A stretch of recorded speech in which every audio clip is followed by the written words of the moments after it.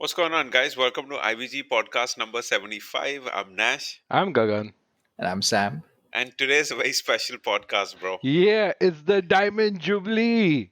We've been waiting for this for so long. Like, if we were in person, we'd be like popping champagne and like fucking, trumpets and Shanai playing, and like Pan Parag ads Shanai. would be playing, and all like a full fusion of Why everything. would you have Shanai playing, dude? I don't know, isn't that what plays during a Diamond Jubilee? Yeah, no, I don't know if Shanai plays at Diamond Jubilee. I don't think I've ever seen a Diamond Jubilee celebration of Me anything. neither, dude. We should do a digital Diamond Jubilee. Digital Diamond Jubilee. DDJ, bro. You heard it here first. But dude, Hashtag. Yeah. I was thinking that, this is like we've in all the 75 episodes, and the 75 episodes have spanned over a decade. This is the, this is the most consistent we've ever been. Ever. Yep. It is like, I don't want to jinx it, but yeah. Yeah, and you know what? We are also the only podcast in the world to celebrate a Diamond Jubilee. Nobody else celebrates that. And we're the only podcast in the world that took 10 years to do 75 episodes. That too. So, but I have also another question. Are we the only gaming podcast in India, though? I think right now, I don't know, There they come and are go, dude. others. I'm pretty sure there are some. I mean, There are, but they come and go. Like there was a NDTV had one that came and went. Then there what? is, The Orbital podcast shut down? I think so. Oh, Didn't it? I I think don't so. know. Idea. Transition or transmission Oh or whatever yeah, it's called. Orbital was a tech one. Sorry, transition was the. But I think that also stopped, and also there is this game developer Vaibhav. He does a podcast, also a video podcast and all, which is very very game developer focused. So that is also technically a gaming podcast, but I don't know if he's doing it regularly now. But he does do like video, like he does interviews and stuff like that. But I think Interesting. I think like our format of gaming, I don't think there's another podcast like this. Well, Yeah. if there is, let us know in the comments, man, and let us know Yeah. what you guys think There of it. is one actually. There's I think it's called it's by the guys who own all IVG members. Spawn Point. They basically have a gaming merchandise business, and they also have a podcast that goes with it. I don't know if they're still doing episodes, but they also were a very similar podcast to ours. But yeah, I think that's the only one I know Did Hmm. they celebrate a Diamond Jubilee? I don't think so, bro. of. I don't IGN think so. used to have a podcast. I don't know if they still do. Are you in India? Yeah. No, dude. Didn't They they? used, they used to have a daily fix, I think. No, Oh wait, Weekly Fix. they did have the podcast for a Yeah, while. they did. They did. It had Rishabh, Shonal, and some other guys in it. I'm Yeah, not yeah, yeah. I sure remember. if it's Yeah, still yeah, yeah. done. I don't think so. I don't Mm-hmm. think so. Ah well. So, anyway, what is the topic of conversation on this special podcast? Besides the Diamond Jubilee itself. Yeah, besides that. Or do you want to end it here only? That like Dude, our podcast, this yeah, is Khatam ho that's it, gaya. that's it, I dude. think We've we've peaked already now. peaked. Yeah, I I think think we've let's just peaked now. end it. That's it, man. Nothing else in gaming to discuss. Diamond Jubilee it is. Bye Yeah. bye. But actually, there's been a lot been happening. Yeah. First off, closer to home, we had the PS5. Not closer to home, at home. We had the PS5. The second slot pre-bookings went live, and it was like, dude, I'm telling you, it was so bad that like I think out of all the people on IVG who were like waiting, and they were signed into all the websites, and I think within the first hour, like one person responded saying I managed to get it. Wow. One person, and I don't know how many 20, 30, 40 people were trying at the same time. One person managed to get it. And yeah, I think stocks were very few, and also it was made worse by the fact that most of, like, all the big cities, you could not, like, no site would allow you to ship there, so you could not order it even if you managed to get it. In fact, I was trying to just to see if I could manage to get one. I mean, Hmm. Gagan, you wanted one as well, so I was just giving Yeah. it a shot. So I have actually signed into this Sony Center website, and it all went smoothly until I went to check out, and it wouldn't check out. So for half an hour, it was just stuck there, and I couldn't check out. And suddenly, it just said out of stock, and it was like gone. On Monday, even I actually tried looking at the site. I had kept reminders for myself that I'll check it out at 12 o'clock as soon as it opens up. I had the windows open, but unfortunately, I was on a work call at that time. And So I, was I, dude. yeah, so, yeah, yeah, anyway, so we basically, I mean, the part in which I was talking about stuff kind of went on till 12:05, and I didn't even realize that the alarm went off. And then as soon as I opened the window, it's all out of Dude, stock that was too everywhere. late already, man. And at, at, 12:05, at yeah, I 12 know. at 12:01, you were too late, dude, for that shit. Yeah, I went to Reliance and all that stuff. They even took the banners off their homepage. I'm like, fuck off, kuch nahi hai idhar. Yeah. So Dude, yeah. Sony's like straight on the KLPD trip right now. It's like you want, but nahi milega. It's like, dude, like it's like this mythical object, like someone's seen it in the wild. It's like Bigfoot right now, dude, for us, like getting a PS5. But It's dude, I would fucking feel bad insane. if it was something that only Indians are going through, but something is happening all over the world, But Yeah, is man. it this yeah. bad globally also? Not this bad clearly because those are bigger markets. They will get priority for stock, but Hmm. but there's shortage everywhere. The scalper situation has made it really bad in the markets abroad, actually. The thing is that they had enough stock pretty much for to be in a much better position than it is right now, but the scalpers there really got the better of Dude, everybody, man. scalpers are bad enough. Your actual retailers are trying to screw over customers. Oh So you saw that yeah. paid gamer card guy. Holy shit, dude. Yeah, Dude, the he was 80,000 deal, right? making, yeah, he's making people buy 10 games and a controller, and then only you can buy the PS5. I saw a WhatsApp message floating around in which he had his bank details and everything, so you had to make the Yeah, payment first without even yeah, confirming.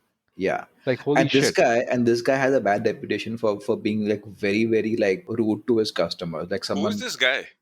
I don't know I don't know who owns it, but his site is called Yeah, guys, prepaidgamercard.com. like completely buyer beware. Sounds sketchy as fuck, dude. He actually was the first person to deliver a PS5 console in India. Like somehow one of his customers got the console before anybody else. Like before midnight on launch day, he delivered it. So this guy was the guy who bought it, put a photo up, and it kind of went viral. Like this guy got before launch and whatnot. But this guy is pretty sketchy because to his own customers also he's very rude. Like if he can't deliver and has to cancel and he won't refund on time and stuff like that. So yeah, I mean, stay away from that guy.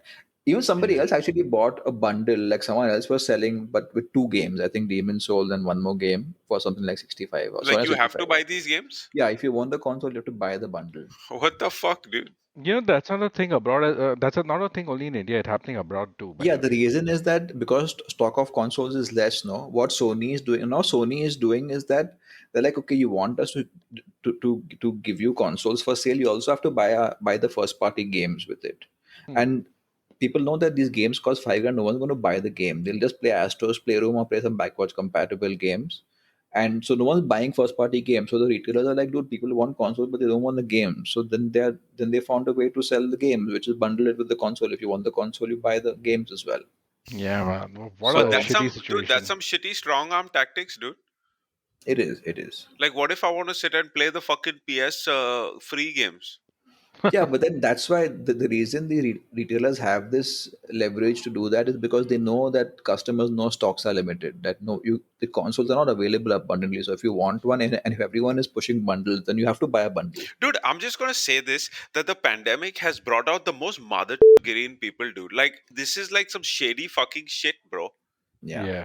Like this is only during this pandemic I've actually seen fucking harami retailers take advantages of people when they know that there's a shortage. They fucking jack up the price of everything. Fuck all you dude.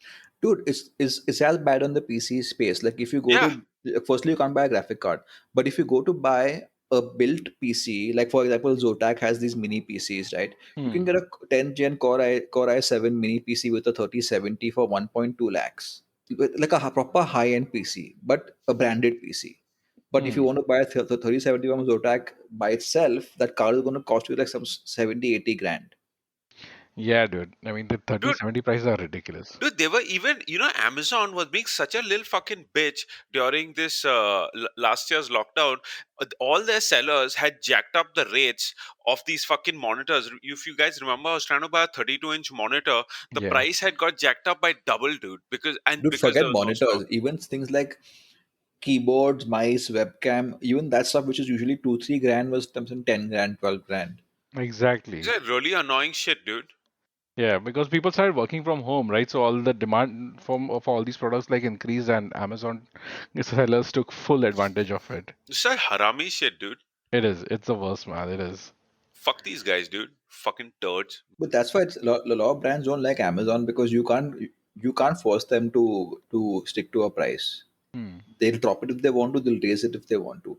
I think raising is something Amazon won't do because that's illegal. But they don't clamp down on third party retailers if they do that. Yeah, the algorithms do raise prices as in to the point where if they're offering you a discount on certain things and they sell some products in that discounted price, they immediately raise up the price of the Yeah, product but back to the that price. So MRP. what they do is, yeah, so they always raise it to MRP, but they can't legally increase it over Yeah, MRP. of But course. but yeah, but that doesn't apply to third party people. And unfortunately, the biggest competitor to that is Flipkart, which is like some completely Mad Max territory, dude. That site's search is only broken, dude. You search something and something random shows up in the Yeah, results. yeah, It's like Google's like try or what is that, try or luck, or I'm feeling lucky or whatever. yeah. It's like that. Then random, like we don't know what's gonna show up when you search, dude. It's so weird. It's just so weird what happened to that site. Considering it was a pretty robust e-commerce site at one time, like probably in the what early 2000s or something like that. But once Amazon came in, like just something just flipped, man. Dude, and actually got worse after Walmart acquired it, dude. I don't know how that shit happened. Yeah, that's like really really weird. But for those people who actually managed to get a PS5 pre-ordered, already own one, for the first time Sony is going to start discounting their first party games. So good time to buy for those Hey, bro, guys I'm who. just saying it's not the first time. I Is picked it? up, yeah, because I picked up Godfall at a discount, dude. No, I'm saying first party, dude. It's got for first party. Actually, it's not. I mean, it's an exclusive It of It's an sorts, but yeah, exclusive. it's not a Yeah. first party. It's an yeah. exclusive. Yeah. So Sony is having that days of play or whatever it's called. Yeah, days of play, which is starting in May and end of May and goes on till June. And for the first time, they've got a few first party games like Demon Souls, the new Sakwa game. Then they've got Miles Morales as well as the Ultimate Edition, and I think one more game. So Dude, all these games, yeah, I don't see Demon Souls going below 4,000. yeah. I think at most it'll go Like three you get triple nine. $1,000, yeah, Yeah, yeah, at best, thousand dude, and bucks. that's still like a lot. I mean, I know people who play the game be like, bro, but it's like a lot for a game, dude. Yeah, the Spider-Man Ultimate Edition is something that I might be interested in just picking up and keeping, For the even if I, PS5 yeah, even if upgrade. I don't have a PS5, it's something I want to just keep with me Mm. because maybe later down the line, whenever I get one, Dude, it would just be fun. if it's on sale, you should pick up Last of Us 2 so you can play it with the new FPS. That will be because this is only the PS5 game they talked about, but I think Last of Uh, Us 2 is also part of I it. think it's Wait, on sale anyway. wait, the list is Death Stranding on PS4, Tsushima, Hmm. Miles Oh, Morales, Predator Hunting Ground, Sackboy: A Big Adventure, Last of Us Part 2, and a few like PlayStation Hits game, which is the older budget priced games now. And Yeah, on PS5 is Demon Souls, Miles Morales Ultimate Edition, Sackboy: A Big Adventure, and the Neo Collection. right. Neo, like the Neo, NIOH. oh, that's cool. Oh, dude, that's on sale. That's gone on sale. Yeah, yeah. So that's one and two, I think Cool, both, cool, no? Two. cool. Right. Yeah, And because they then both have 60 FPS patches. yeah, and then there'll be a bunch of third party games as well and DLCs, but also they're gonna have a lot of free online multiplayer weekend for a bunch of PS4 and PS5 games While we are during the on the course of topic this. of all these games, I just want to give that Last of Us 2 thing. I mean, like a little shout out because I recently saw that Digital Foundry video that they had done on the 60 FPS version of Last of Us 2, and holy shit, man, that video just blew my mind. Now, the thing with the game is when it launched 1 year back, most of the footage that was shown was obviously the one that Sony probably allowed you to show, which is like from the first 1 hour and things like that, which is what I saw in most reviews. But now in this one, I think DF went like all guns blazing and they kind of showed some of the most spectacular moments in the game, especially this one part in which your boat capsizes and there's like this whole thunderstorm happening all around and these waves are constantly hitting you. This is spoilers, bro. I don't think it's that big a spoiler. It's not a plot point. I mean, is it? I As don't long know. as you don't mention Dude, but if who it's this if it's happens like to. a really killer moment that's gonna happen in the game, like a set piece, Huh. then you want to go in that fresh, dude. So anyway, yeah. So basically, just Because watching I the am gonna way. play it, dude. You know what? I think if you watch this video, maybe you would want to play it because holy shit, it did change my mind. I'm willing to go through that whole like Fadari I've already moments. experienced enough that I know that it's great. I think it's just a matter of getting back to it, dude. Yeah, yeah, that's the thing. So, I mean, I'm willing to go through all that pain and torture and all that shit just to experience some of these moments because, man, it was really spectacular. Even the part with the fog, holy shit, dude. I mean, like, those are like some real good moments, and I'm But watching somebody else play it. I'm not even dude, playing there I'm myself. gonna be honest with you. They put way too many spoilers in that video. Now I've played the game, so I don't really give a fuck. But if I was not playing, like, dude, when I played the game vanilla, like each and every time I went through those moments and many more, I was like, holy fuck, dude, my mind was blown. So, you know what? I mean, I don't know if it's because you played the game and you realize that these are spoilers and all, because for me, I did not get to know anything about the story or No, anything for it's. that I'll tell you moment. what. It's the context in which when they come to you, Huh. because like the lead up, the build up, and then bam, this happens. You're like, holy shit, bro, what the Yeah. fuck? I'm just glad that they showed this because now I've like kind of now I've become a bit of housey about Last of Us 2. I mean, like Ghost of Tsushima was one of my driving points for probably going for the next gen system, but Last of Us 2 is now on that Dude, list as I'm well. telling you, the holy trinity of PS4 fucking games, of which are now at PS5, is Ghost of Tsushima, Last of Us, and motherfucking Days Gone, dude. You need to play all these three. Oh, I thought you were gonna add God of War or Spider-Man somewhere in there. Fuck, and God of War and Spider-Man. Shit. Yeah. Holy shit. Yeah, Sony had such a killer lineup, bro. I know we've discussed they this they before, but really dude, killed it, man. Yeah. dude, I'm telling you, any of these games is better to me personally than all of what Microsoft has released in the last gen. I mean, yeah, see, that's the thing, I mean, like it's an amazing experience to have and definitely not something you should miss out on. But the thing is that it it gets over after a point, it's not something that you can replay over and over again. It's like watching a brilliant movie. You cannot watch the same movie again and again, right? I mean, after a point you have to try out other stuff. Dude, I've seen Mad Max like some 6 times, bro. But not Fury back Road. to back, right? No, not back to back. And normally, what I do now, at least on the PS5, has helped me replay a lot of the games I always wanted to play. Like I replayed God of War again. I'm Hmm. replaying Days Gone. I'm going to replay Last of Us. Like I have a lot of fun in replaying some games, which Yeah. are really good. Yeah, you know what I'm replaying? God. It's Mass Effect, dude. Mass Effect Legendary Edition. It's finally out and it is fucking fantastic. I mean, okay, so let me just go on a You're bit. just saying that because you had to pay money for it, dude. I'm Yeah, just so let me go on a bit of a monologue on this one. Okay, so see, I mean, like I am right now just around 14, 15 hours into the first game. I Oh, have I haven't even tried the second or the third game till now, and but yeah, I mean, I've seen enough shit to know that first game is the one that has been the most optimized. So they have changed a number of things, like they made the combat a little better. The reticle that was like really, really fucking painful in the first Mass Effect game, which kind of made aiming like a hit or miss literally, has been fixed. I mean, there are some other quality of life improvements here and there. The Mako controls a lot better than before and things like that. But dude, you know what, all that shit is at the back end. For me, the story itself is so fucking good. I mean, just reliving that whole narrative again, and also like comparing it to the things that are happening right now.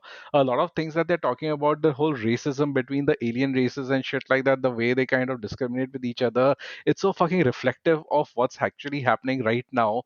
Plus the amount of lore that they've put behind all these brand new races is just something else. Like, in Dragon Age, when they were handling that, they still had some D&D lore to go with, as in like when they're talking about dark mages, when they're talking about elves or something like that, it's still stuff that has been done before, and so they can just take it and tweak it in a different way. When they're talking about Geth, Turian, and all these other races and shit like that, it's a complete new ball game, and they've defined it so well. And not just their own backstories, but also with the way each one of these races interact with each other.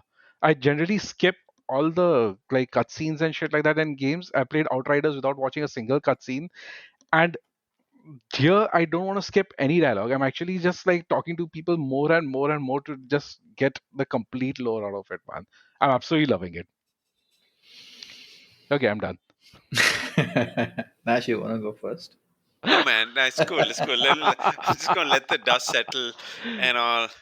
So yeah, Dude, I mean, your biggest complaint is about the action, right? I mean, it is a bit no, so buggy. here's my biggest complaint with not just Mass Effect, with all BioWare games. Number Ah. one, dude, and this is where everyone, I think almost everyone will disagree with me. Dude, I cannot stand their characters. Like every mother in every fucking BioWare game has to say mother 50,000 lines of dialogue before I can get my point across. Like, shut the fuck up, bro. Let me do my shit. Everyone is spewing either exposition or there's just like lore dumps on me when I don't want that shit. I just want to get into the action, bro. I just want to do my thing. But no, I gotta listen to this bitch and that bitch and the third bitch and the fourth bitch and their mothers, bro. Everyone has some shit to add. Do you know something, dude? I booted up Mass Effect 3. Okay, because I'm like, okay, Mass Effect 1 was fucking tutty. I want to see how Mass Effect 3 plays. Ben, the cutscenes went on and on and on, and they're unskippable.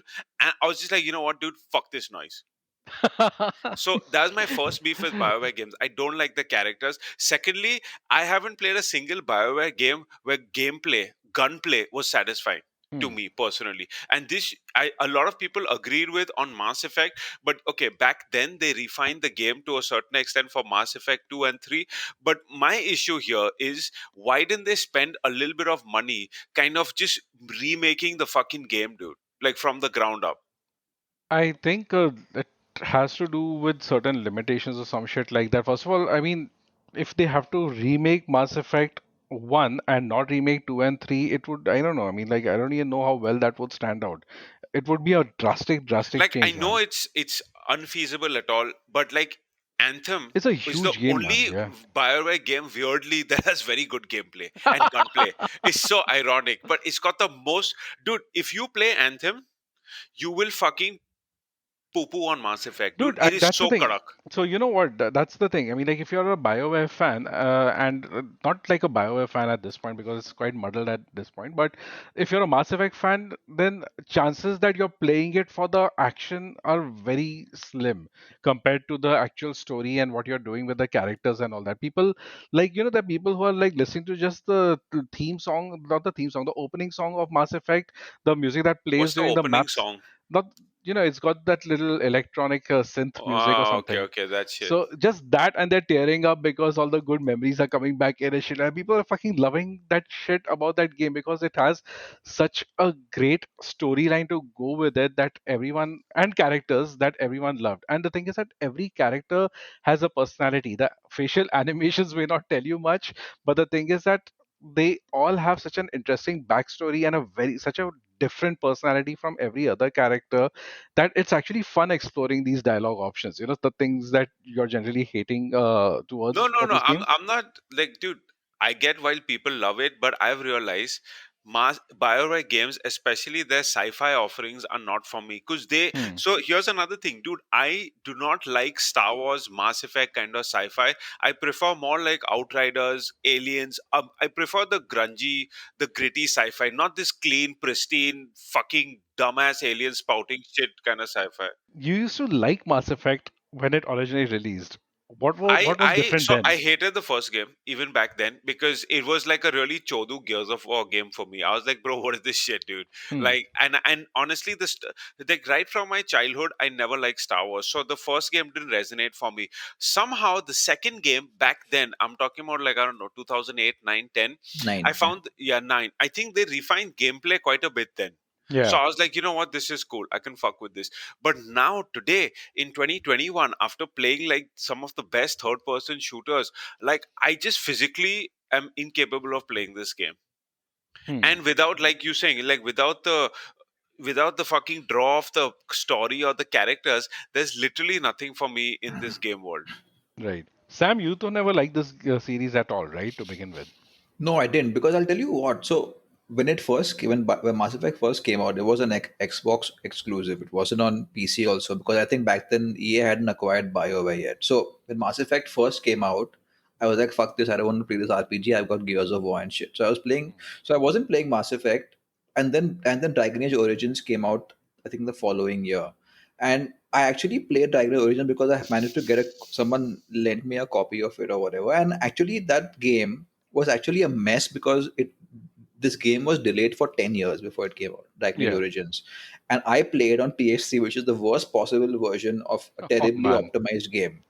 But Yeah. dude, that game was so good. Like to this day, I can think back to all the three party members, Anders, Leilana, Morgan, amazingly Oh, written Lilana was characters. crazy, dude. I loved her. Dude, Morrigan was the boss, dude. Morrigan was the boss. So, dude, to this day, like when I think back to the characters, like there's such distinct personalities.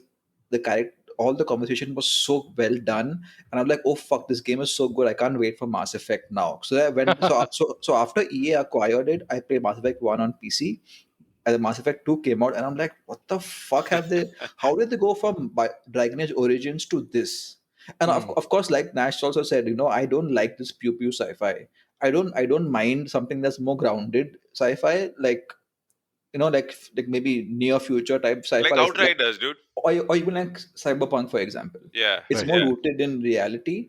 I don't yes. mind that, but this space opera shit I can't handle. On top of that, it was a downgrade in terms of story. And to me, like I'm not someone who goes into lore. Like if you have great lore, show it in the Hmm. like make it show in the game. Don't make me sit through logs and read a fucking novel series or watch an animated Netflix show for it.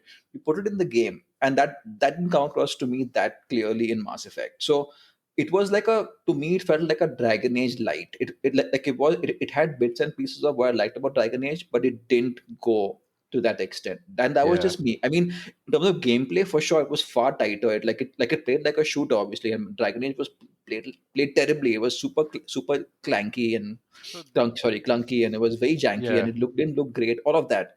But I I think agree in to that. terms of the Hmm. reason why I wanted to play it, which was the characters, the writing, I think it was a massive downgrade.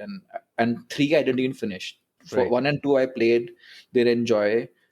Three I just couldn't even get to the end of it. Yeah, same here actually. I have never finished the third game, so no, but I actually agree with a lot of points and all for sure. So the thing is, I mean, except for one thing, you don't have to read that much in Mass Effect. I mean, I know there are those other shows and shit like that. So a lot of these games that do lore a lot, like even Halo, right? Halo has so much Dude, lore. fucking Destiny, bro.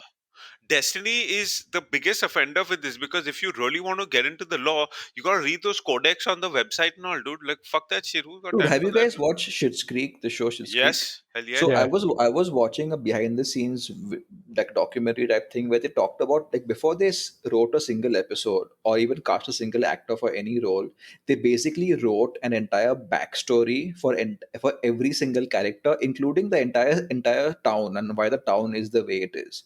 And Hmm. so it wasn't because I'm going to make a novel series out of it later or create an animated show. It was basically so that throughout the whatever seasons of the show, they will never make that character say or do something that's out of character based on the backstory. Hmm. So they had the lore because it drove the way the show is going to be. But here it just seems like, oh, this is just a way for me to expand into other mediums. So I'll do comic book series, and I'll do a show, and I'll do novels and all that. So that's not what lore should be about. Like make the game better with the lore. But that all is, I think, extra. I don't think it kind of affects what you know about the game or what you need to know in the games at all in any way. So No, I felt like if you're building like for example Destiny, I don't know how much of the law actually is represented in when you actually play the game. Like I'm sure they must have built a massive universe and why this race and this alien race is this and that. But hmm. if it doesn't show in when you're actually playing the game and through your cutscenes or characters you meet, like what's the point of it? Like why waste that if you're not going to explore it within the game? That's why you built it, right? The thing with lore is also like the reason why Halo, Destiny, and all these other sci-fi laws don't really appeal to me is because sometimes, when they are writing these laws, it goes way out in the future and it goes into a territory that is completely new. Over here, a lot of it is relatable. A lot of it is things that you kind of encounter. Like, for example, that one guy, the guy I never use, and he's probably gonna die in Mass Effect 1 because that's the decision I'll make. So I think it's called Adrian something. But anyway, yeah. So he's a biotic and he's an L2 biotic, and he's talking about the training and everything, how things used to go wrong. He had this really bad trainer or something who came in and kind of screwed these guys over and all. These are stories that are still with some kind of human parallel to it, and you can relate to it in a certain way. When they're talking about stories in Halo and shit like that, fuck, I mean, it's all foreign to me. There's like absolutely nothing that interests me. So, dude, it's like how you feel about Halo's lore. I feel Yeah, like that about all sci-fi lore, yeah. especially sci-fi. Like, I don't know what you call this, high sci-fi or like. I don't even know what that is. There's a term. No, but Yeah, you know, there's some weird term like that in for it, Mass dude. Effect, there's this Krogan, right? Krogan Yeah, species. yeah. So this Krogan guy, I forget his name, but you know, Rex. in Rex, yeah. So one of the games, there are side quests related to him, Ah, which goes down, and in those missions or side quests, you actually learn about his race, and that's how lore should be. Kind of, that's how you should kind of tell your game's lore. exactly. Yeah. And I like it very, very, very rarely did I see that happen in Mass Effect. Actually, each and every character in Mass Effect 2 had their own side quest. And in fact, Yeah, in Mass Effect 1 also, Gareth has his side quest in which he kind of was Garrus. Gareth, sorry. He was and like basically he had this encounter with this one doctor who was growing organs within other people's bodies and shit like that and selling them. And but that doctor managed to escape while this guy was a an officer at the CSEC. So now one of the stories that one of the missions that have unlocked for me is something to chase that doctor down and take Garrus with me on that mission, so we can kind of complete it together and kind of there is a bit of evolution like that in Mass Effect 1, but I think Mass Effect 2 does that really really well. Mass Effect 3 honestly I have no memory of, because that's the only game that I did not complete and tried to play only once till now. Mass Effect 1, this is my third playthrough. Mass Effect 2 I think I've done twice. Also, Dude, Mass Effect 3, the issue that happened with me also is for some reason my Mass Effect 2 saves didn't carry forward. And I was really bummed Oh, out about that. Dude, Mass Effect 2 also has a more self-contained, I feel, story as it opposed to does. one that goes like all over the place. And again, dealing with like the whole political ramifications of this was like a snowfest for me. But two, Holy shit, dude! I love that. I hate that in everything, including Star hate that Wars. shit. But here, holy shit, man! I'm there. I'm like there to the Citadel and everything, and talking to each and every one of these guys, trying to make the right political calls for a lot Weirdly, of the things. only thing that I was invested in politically was Game of Thrones because the show at the end of the day was political. But I was like, cool, guys are fucking each other up. I'm down with that. It's like kind of harami and shit.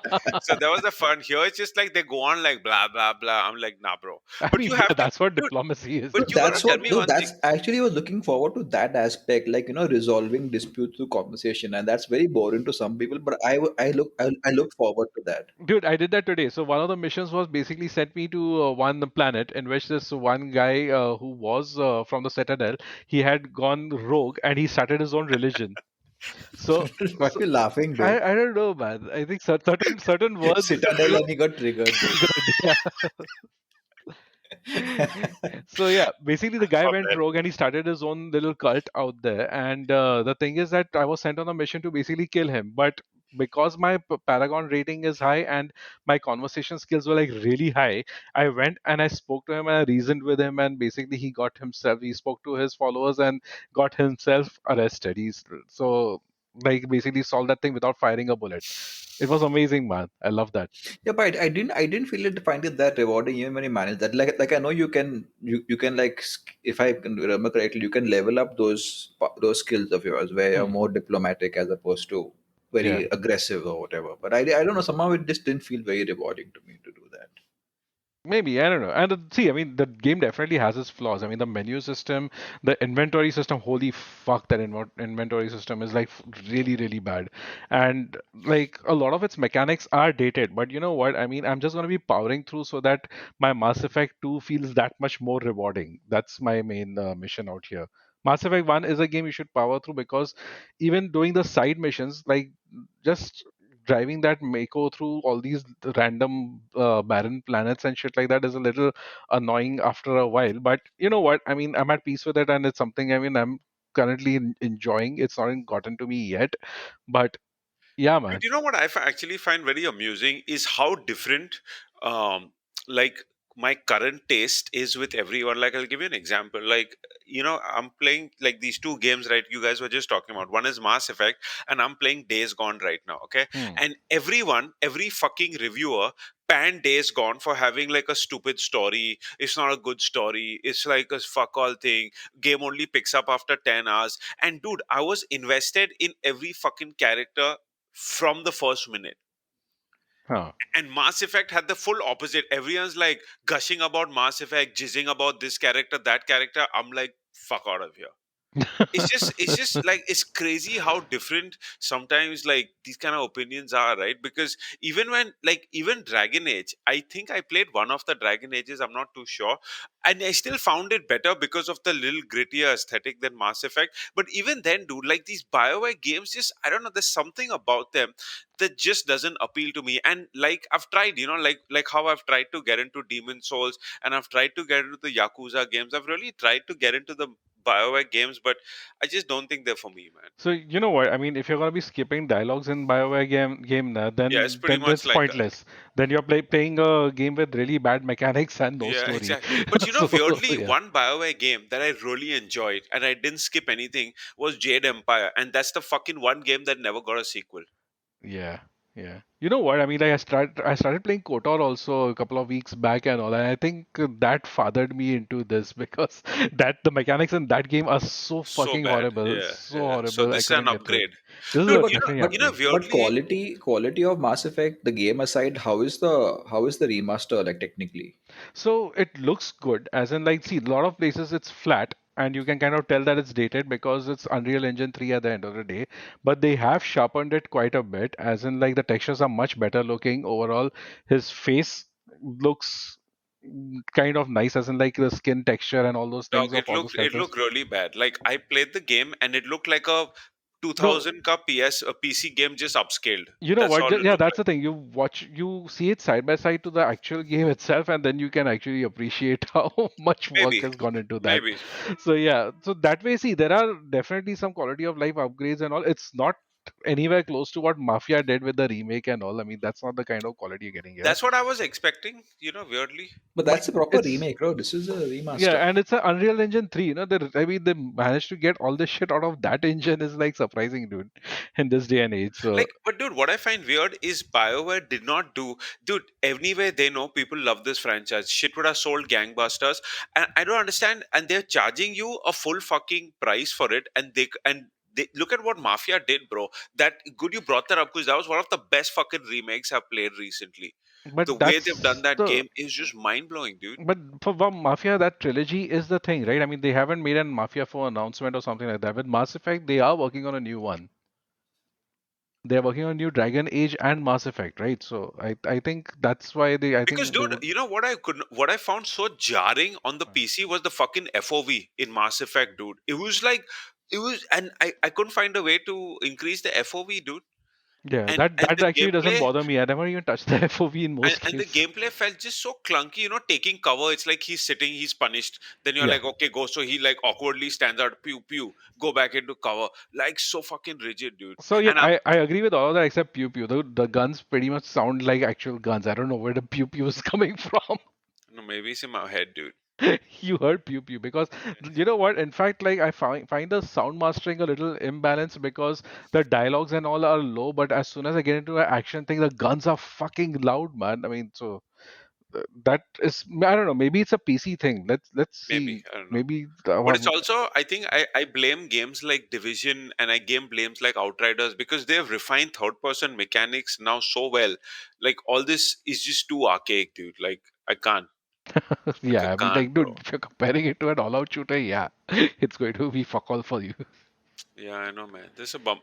Actually, I was weirdly looking forward to this game because I thought they'll tweak it and it'll be a game I can really sink some hours into and get back into that vibe. I was like, nah, Hmm. dude, it's Hmm. not my scene. And it's happened. This happened with Star Wars also, like with the Battlefront game. I think Battlefront games.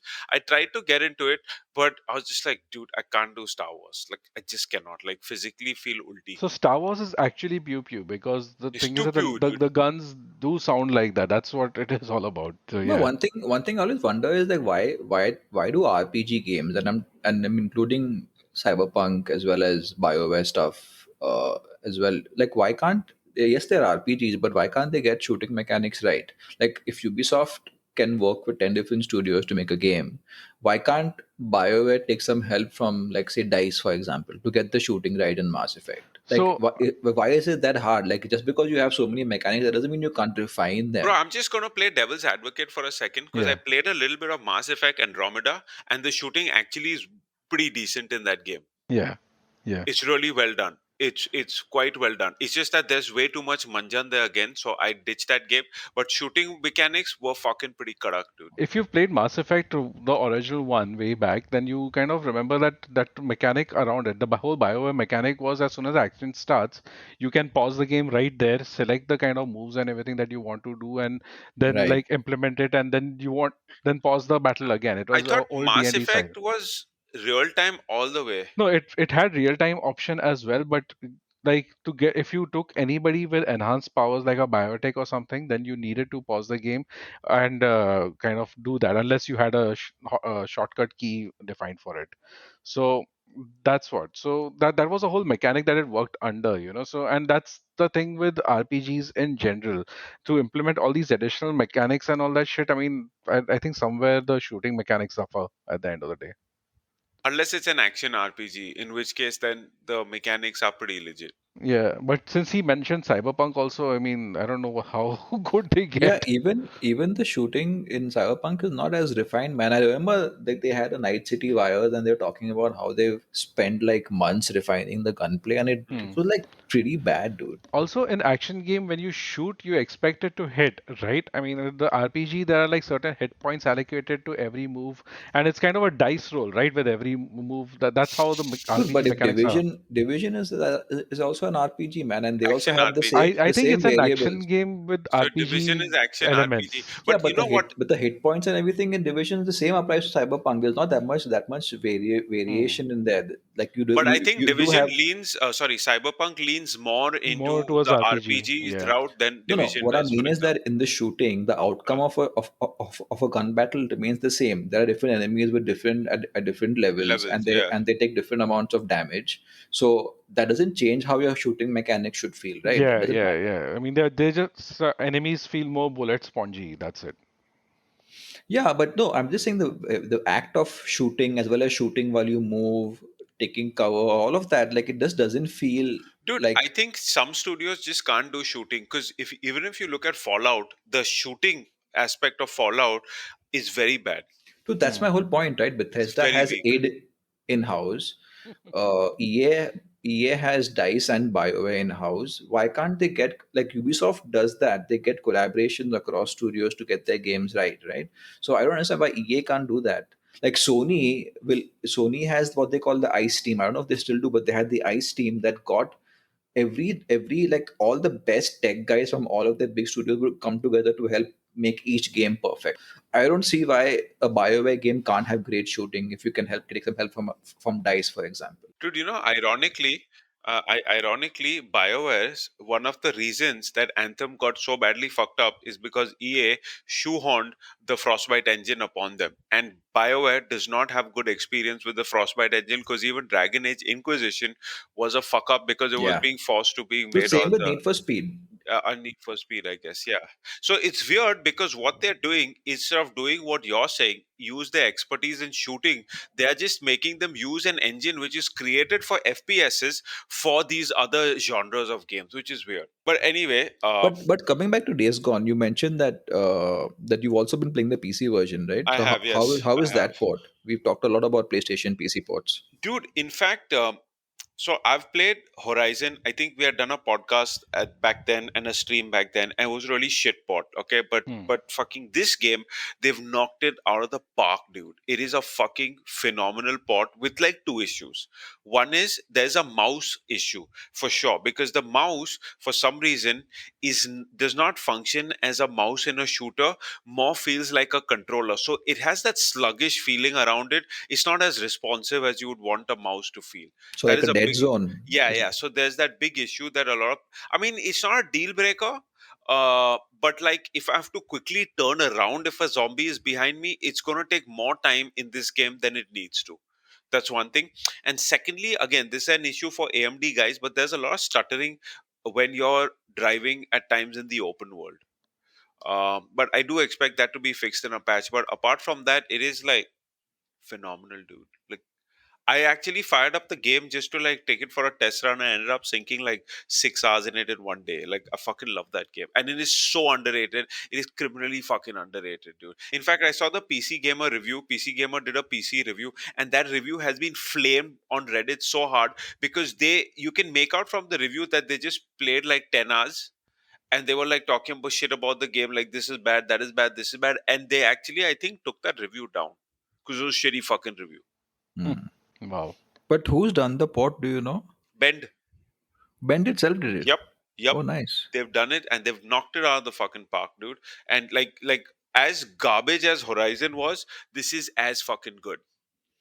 So Right. then, if you look at it, I think they've got 2 out of 3, right? Because even Death Stranding was a decent port. Phenomenal. Very But good that port. again, that wasn't Sony. That was 505. I think that there is another publisher published the PC Sure, version. but So it I was a guess, great. I mean, it was a Sony game that came here, so yeah. you can hope and pray that whatever. I mean, there's a good chance that the new whatever the next first party game is, an action one maybe comes. It's going to be a sexy ass port, I want to see if they ever release like a Santa Monica or Naughty Dog game on like a PC. Last of Us, dude. Last of Us, God of War, on any of those. That would be. You know what? I mean, I would be shocked if they released even the original God of War trilogy on PC at this They point. can't because simply because of the tech issues. But Yeah. Dude, Last of Us 2 on PC would be sweet because that game has a lot of shooting. And if you're good with shooting, like, or if you're comfortable with the mouse, and like, dude, even in Days Gone right now, I'm killing guys way easier than I did on the PS4. Like, boom, Hmm. headshot, headshot, headshot. I'm just popping off headshots. And you know, it has this slow mo mechanic where you can like slow time down. Dude, I'm just like lining up headshots in this game. It's so much fun to play. also, like Naughty Dog, the amount of settings they put for accessibility and all, on Oh, PC, if they do it, they're gonna make sure they put in all the dude, and if features. Last of Us, dude, the thirst for Last of Us is real. Like, if they bring that shit on PC, it is gonna sell gangbusters, dude, for sure. Like, So Days Gone is actually sold pretty well on Steam, dude. there has been no Naughty Dog game on PC so far, right? Yeah. Yeah. Wow. Same with Santa Monica. Dude, I like genuinely, if I was at Sony, I'd think twice about whether I should do it. Hmm. Like, why would anyone buy my PlayStation if I'm putting my best games I on mean, you could PC? put some really, really old shit. I mean, like put Jack and Daxter or Dude, some I shit, dude. will, if today they sell Killzone on the PC, I will buy it. I'll buy Killzone for sure. Yeah, Killzone Shadowfall and all that, which is like early Yeah, PS4. I'll buy a I'm saying shooter I'm saying for God sure. of War 2018 or Last of Us 1 and 2. The Uncharted collection. I mean, if they're done with the franchise, like, go ahead, man. That'll be interesting, yeah, if they do that. Yeah, dude. Just like people should think about it. Bring your games to more people. Yeah, Don't and be then make them selfish. make them buy a PS5 for the next game. Yeah, Exactly. the cycle continues, man. No one's like, Harry, I'm gonna wait 8 more years for the sequel to this. So yeah. Hmm.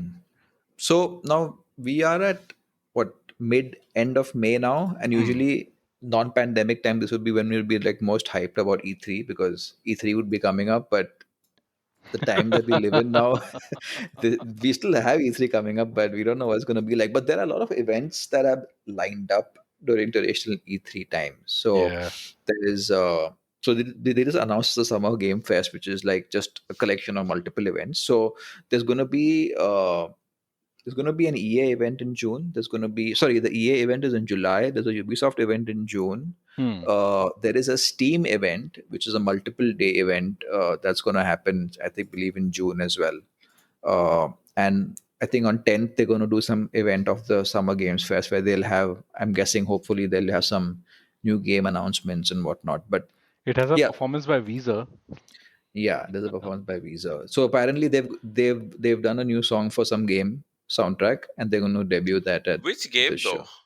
though? I don't think they've said that. Yeah. This is like Interesting. blast from the past. I haven't heard this Visa name since like 2000, dude. Maybe it's a new Yeah. Tony Hawk's. Um, Could be that.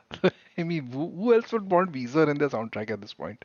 I don't Maybe think they maybe should they'll make a make the Tony Hawk, Battlefield dude. theme and all. It could be Skate because there's a Skate game that EA is working on. Who knows, dude? The point is that whole skate franchise, like all the skating franchises, have not moved beyond the 90s. Yeah, but they announced like when they had the last EA Play, the ending big announcement was that they're making a new Skate game. Yeah, yeah. So that's there. But yeah, so coming to these events that are there. So I think first up is the Ubisoft event. Hmm. Firstly, what do you guys think? Like, for me, the whole like excitement of E3 is just not there anymore with these sorts of individual publisher events. Because back when E3 used to happen, you used to have these back-to-back press conference. You had Xbox and then EA and then Ubisoft and then Sony, and then it was all about who had the best show, who had the best conference, who had the best announcements. And now that there is no one competitive platform for them all to one up each other, now they're all doing their own events. Hmm. Some of them are like breaking up these events into like quarterly events where they drip feed you shit. It just that excitement is no longer there. So even if they might do E3 in some way, it's not going to be that what E3 used to be. So I'm a bit bummed out. I mean, I'll still follow all of these events, but yeah, what do you guys think? I am only excited about what these Bethesda has to showcase it at E3 this time. I mean, like Microsoft is, I think, the only major like console maker who's participating in E3 officially. Nintendo has been doing their own shit for a while, and even Sony has kind of moved out. But Bethesda, I mean, the rumor mill is very strong that Starfield will be announced for a release this year itself. Dude, So I don't that know. I is mean, not like, happening. dude, and the thing is that Bethesda has had a history of doing that, right? I mean, they did that with Fallout 4. They did that with the Fallout 76 as well, in fact. Which And was tutty. I mean, yeah, with really bad games. But the thing is that it's a trend that they have been following. And They also do Starfield, that with Forza. They announce it. It comes out the same year they announce it. Usually they do that, but I think this was the first time when last year they announced Forza Motorsport and they didn't release it in the same year. But I think yeah, this year they will. They are. I mean, there are rumors that they're going to announce Forza Horizon 5 and launch it this year itself that would be interesting. And in also Mexico. I Forza. think. I think it's going to be in Mexico, or I read somewhere what the new location is. I But I forget. thought that developer was working on Fable. So who's working on Forza A Horizon? separate team, two separate teams. Yeah, yeah, Interesting. yeah. Well, yeah, I mean, so basically, it's like Microsoft franchises is something that I'm kind of looking forward to right now because those are the ones that we know very little about at this point. And on Sony's on front, I want to see if they actually show something about God of War. I mean, most likely it's going to be like a 2022 announcement or something within that period. But yeah, I mean, I'm sure Sony will do their own thing and we'll get to see something on that. But yeah, these are the Mm. ones I'm looking So forward Sony again doing their own thing now. They do the to. PS State of play and all experience. that, State whatever. of play is this video, straight to video sort of thing that they do, Yeah. and then they have the PlayStation Experience events, which usually I think happens in December or something, where they have like what's his name, Jim Bryan on But talking, and then they have I think new they announcements. during this period they might have their own event as well because this is the time this time seems to be very lucrative for most gaming companies, and even though Nintendo and Sony will not be listed so much in advance, they do end up doing events around the same time period to be a part of Sony is release. listed under Summer Games Fest. So I think the Summer Game Fest Perfect. event on the 10th could have something from Sony. But I think also now there's no pressure for them to all make an announcement at the same time because now they can spread it out through the year. So when no one else is doing an announcement, they get all the attention, right? Yeah, So I yeah. think that whole need to make sure that, we need to have something ready for June. That not. Like, I remember, like when you see behind the scenes, like for God of War and all these games, like the kind of crunch these companies go through to get a demo out for E3, it's crazy. The stress they go through and all. So that's one good thing that now they don't have that pressure. But yeah, I mean, I miss that excitement of like staying up till 6 a.m.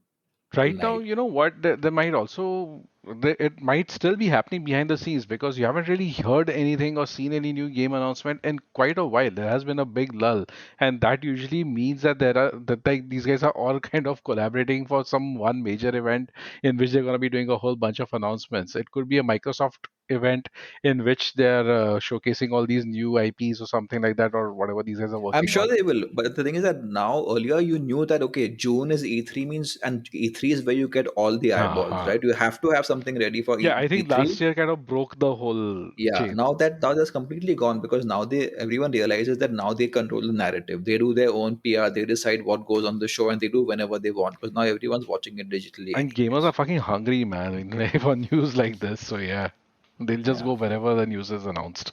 Yeah, I hope these events actually they actually some new announcements come out of this. I mean, I'm not holding my breath because with the pandemic and all, I think Yeah, all plans have been like pushed by a year at least. But I'm hoping, like, like we talked about Mafia, yeah, that they haven't announced Mafia 4 yet. That would be cool if they bring Mafia back, for example. that'd be Uh, interesting. Yeah, yeah, I mean, like so many IP which have gone dormant over the last 4 5 years. It'd be cool if they bring some of those back, man. I see Warner Brothers also listed. You think that Gotham Knights or something will be released this year? What is it called? Not even Knights. Gotham, no, there's Gotham. Yeah, Gotham Knights only. Gotham Gotham Knights? Huh, Knights, okay. and also the other Suicide one, Squad? Nah, Suicide Squad. that's far away. I mean, I don't know what Rocksteady is doing, but yeah, that's not. Gotham Knights was playable. They had a play like a gameplay demo, no, when they showed it. It's. I think it's about time they have it ready, or at least to Yeah, but show they didn't show final, anything after that, and people have like, I because it mean, got a have noticed. backlash, no? Yeah, It did. yeah. It didn't get a good like I mean, it didn't response. get a good response. Yeah, but I mean, I didn't see a backlash as Huh, such. whatever. That's what I Huh. meant. Yeah, Huh. yeah. Interesting, man. Let's see. Let's see. What do you think, Bali? You two haven't enjoyed E3 in I I think don't many care about years. any of this anymore. Honestly, because it's so full of shit. Like, I've just no patience for this shit anymore. Bro, release the game, I'll buy it and I'll play it. But this kind of news cycle and trying to, drum up false hype by saying, look, this for the fuck off, dude. I don't have patience for So that does shit does anymore. E3 still bring up anxiety in you for coverage and everything because Oh of all man. your Dude, in years fact, of gaming journalism? even I actually went off E3 like I think 3 years ago or two Ah, years ago, or even before the pandemic. My interest in E3 kind of waned, and last year I thought, okay, we'll watch it together. Dude, I could barely stay awake in these. That was Gamescom. E3 got cancelled And last I year. know, I'm saying in all the events we saw last year, they were so fuck all. I have zero hope. So I'm going in with such low expectations that if something cool happens, I'll be like, cool, bro, that's awesome. That's But what I I mean, right? expect So nothing. everyone, because the stakes are not high anymore, right? E3 is like, it's like either E3 or bust. If we don't have a good E3 show, no one Dude, gives a I'll be shit. honest, for me, E3 peak, like, I'm talking about, like, maybe, those fucking Xbox Xbox PS3, 360. PS3 Yeah. days, like new franchises, dude, the hype was through the roof. But post 14, 15, also, I'm seeing like there's this decline. Like, like 90% of the conference was fucking garbage. And then maybe you'll see like a cool gameplay of the So latest division basically, or the something. rise of the indies completely destroyed it for It you. completely fucked it up for me because I dislike indie games. I mean, no offense, like, but they don't interest me, most of them.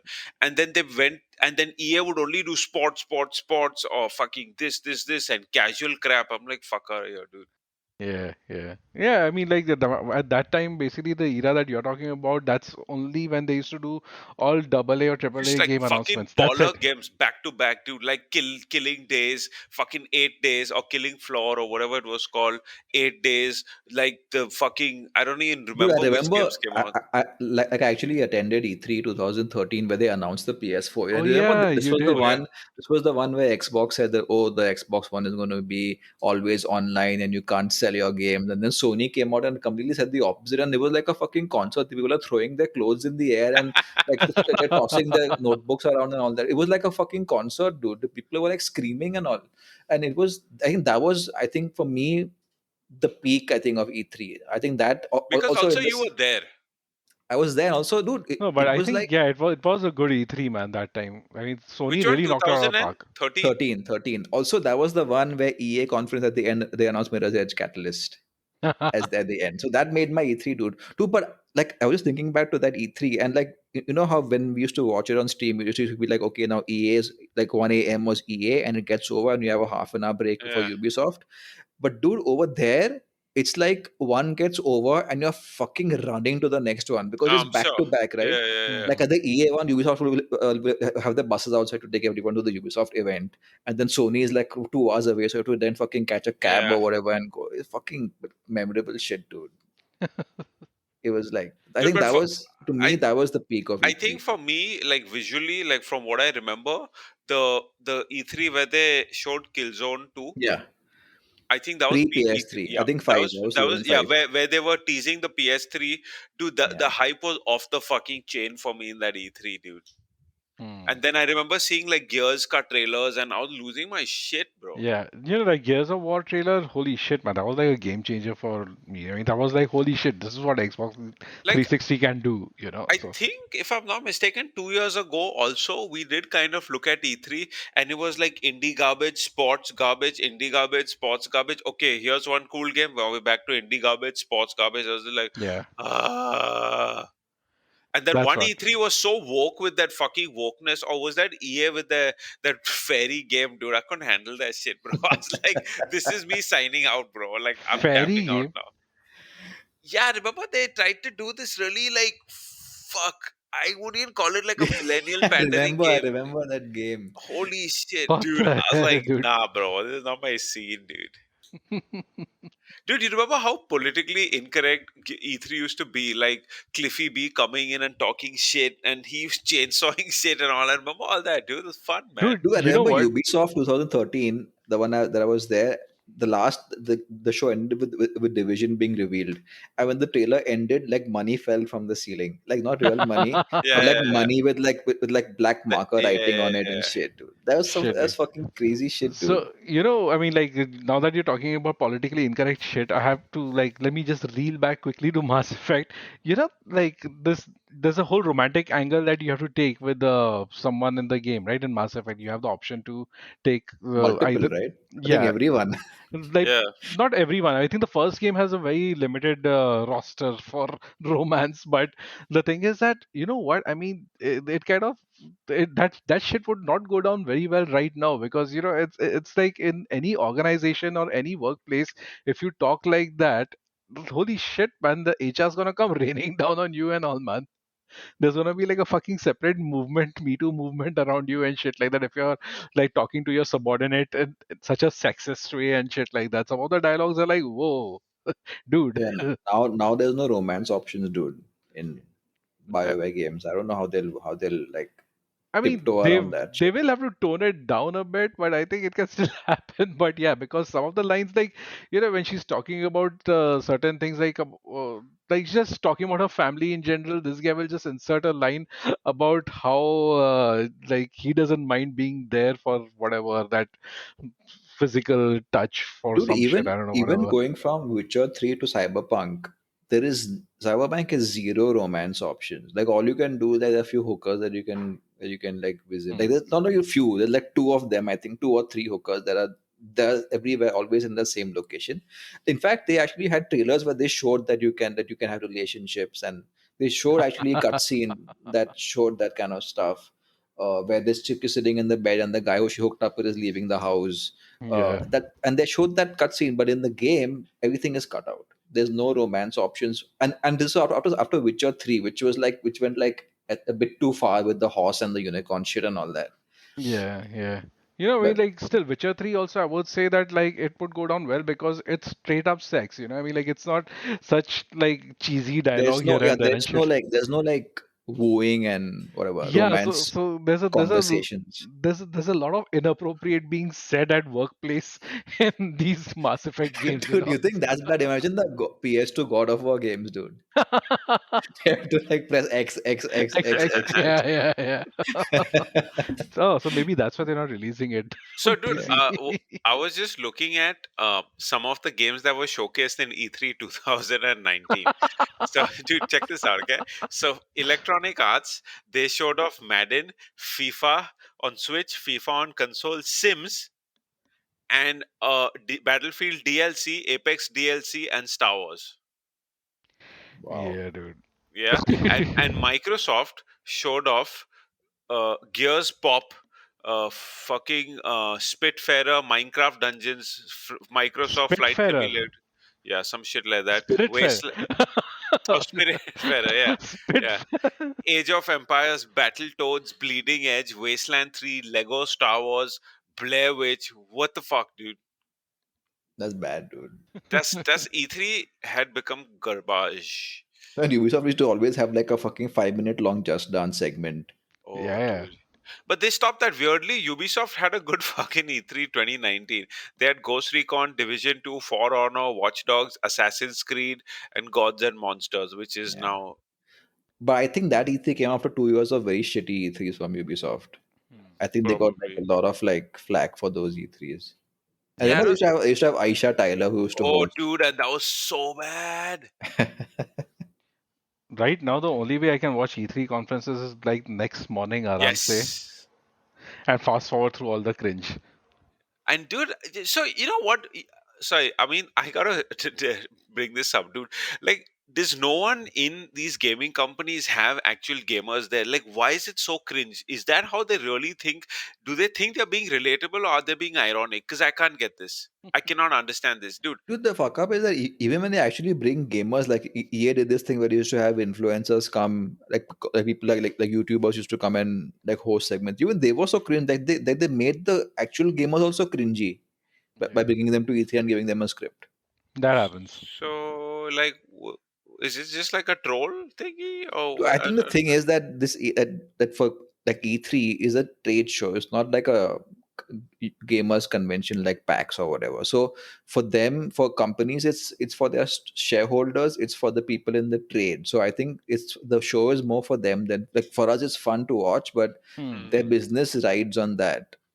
So I think for them, that's another reason why they put on a show like that, where they it's for us it's cringy, but maybe someone in a suit might find that shit impressive. That oh, Yeah, and I think you probably got it right because that's a very suit-like behavior to have, and like all the do's and don'ts that corporates kind of give all these influencers when they take them under their wing or hire them for a job. So things like that kind of make takes the influencers also out of their original element, right? I mean, they don't have the freedom to say the things that they want to say, and they have to put a agenda. They have to endorse something in whatever it is that they're going to be talking about. So it just kind of muddles the whole thing up. Dude, And it's not yeah, just that. It's they don't speak like real people. Like if you see, like when the division, yeah, I they was going to say that, and like even like Anthem. like fucking Remember? gamers don't talk like that, dude. Yeah, Like I hmm, don't know a single gamer who ever spoke like that.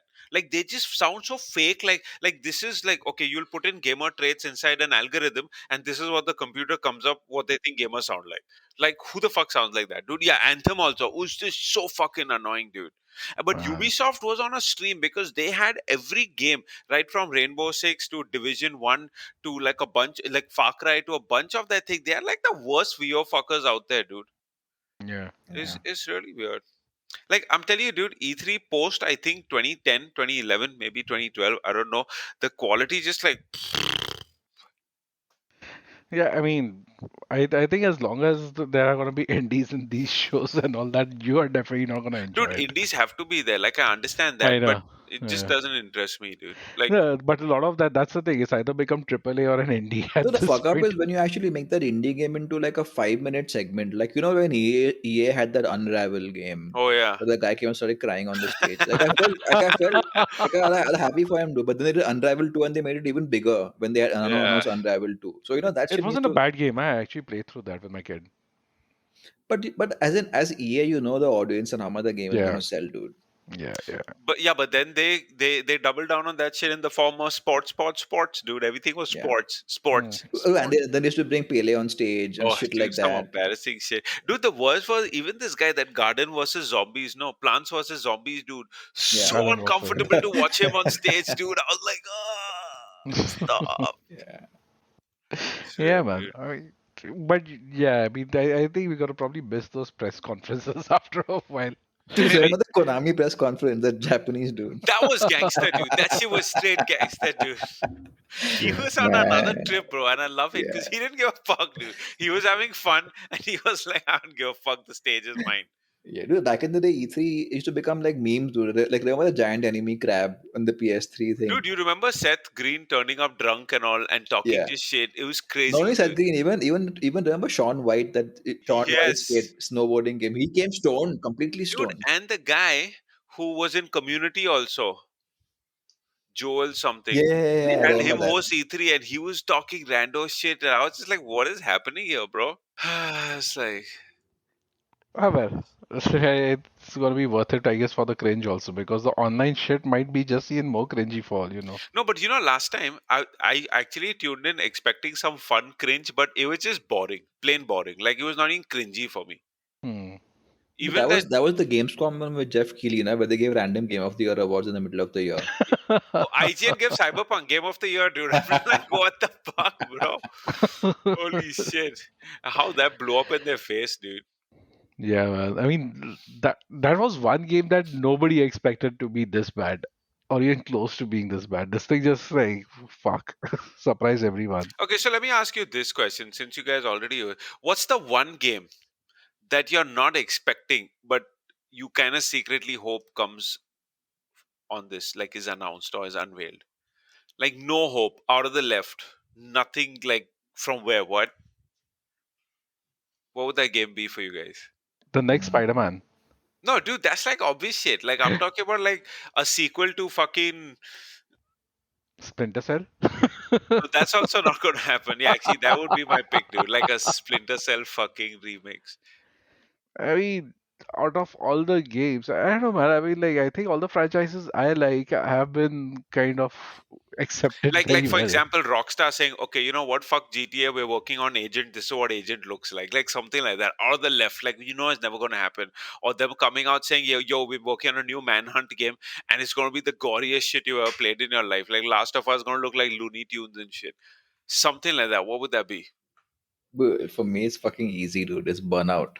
Oh yeah, dude. Never gonna happen, but it needs to, man. If it happens, best E3 ever. For sure, dude. I'm gonna buy champagne just And to pop it. not some fucking fuck all open world Burnout. Like proper Old point to school point. sequel. Fuck yes. They can call it an indie game if they want to, and make it like a smaller, like not make it like microtransaction, multiple seasons. Just make it like a takedown revenge type game, and make it cheap. Make it like with low production value. Just make it Burnout. That's it.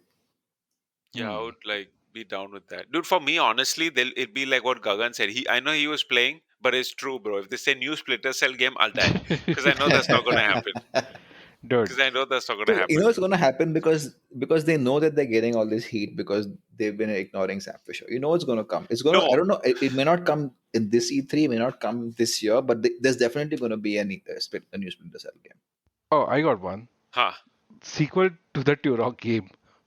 The Oh one, shit, that would the be one dope. which last came out in which you could stab dinosaurs in the face. Holy shit! I would fucking kill for that game, dude.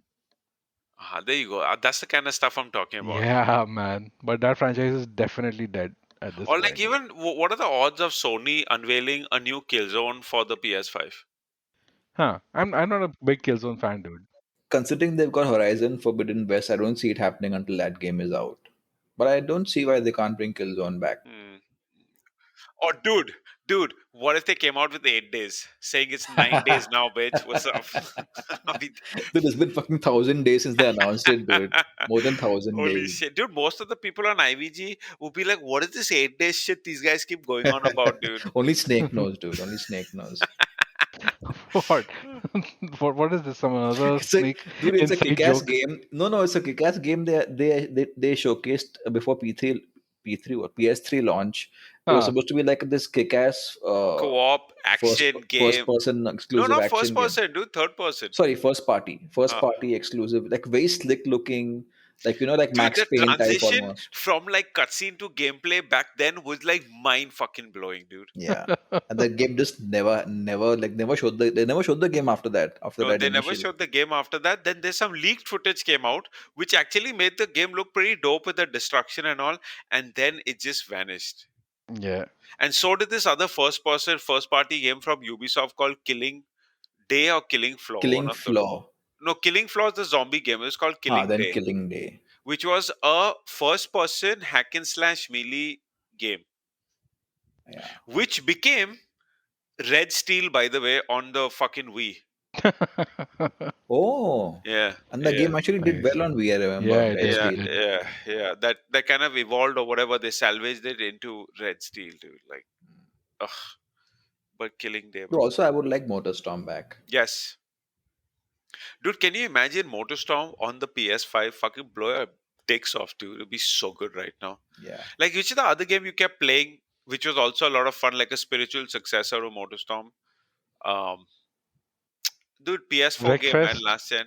Dirt No, it 5. was a PS Plus free game, and Sam started playing it for a while. The Codemasters game, dude. Ooh, Onrush, dude. Oh, Yes. Dude, Onrush. love that game, So, man.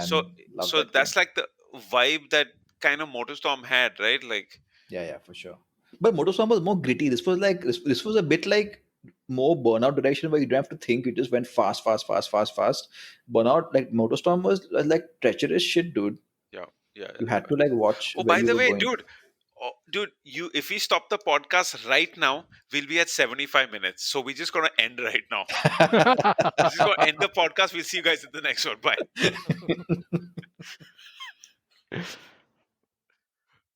Interesting. But I think, yeah, we've kind of missed that boat. Sam, I think you should edit it to 70 minutes. Dude, I think you should end it at 75, bro. Okay, I'll edit it down. Dude, that's gangster. That's how we roll now, dude. Abrupt as shit, dude. Ah, We don't cool. even say bye anymore because it's 75, bitch. I know. Diamond Jubilee. We're embracing the theme all over right now.